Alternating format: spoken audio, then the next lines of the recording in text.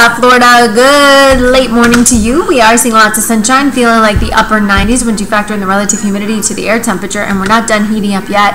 We're expecting a lot more sunshine for the next few hours, and then we will see the possibility of some sea breeze storms developing. They will be isolated. Our steering flow is light and off the ocean, so that will steer the storms away from the coast. But we are going to see that chance of storms later today, so don't think just because it's so beautiful it's going to stay dry all day long. Now going into tomorrow, a little bit more tropical moisture will start to move in, so we're increasing our rain chances slightly.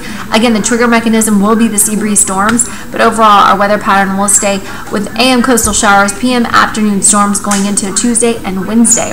Take a look at your day forecast. Highs in the low 90s. Feel like temperatures will definitely be in the triple digits with that light breeze. We are watching an area just off the coast of the Cape Verde Islands. Has an 80% chance of tropical cyclone development. Could become our next tropical depression later today. Keep tuned to Local 10 for that. Tropical Storm Carl, not a threat for the U.S., but boy, unfortunately, is going to be making a beeline to Bermuda as it could have winds of 90 miles per hour. Have a great day.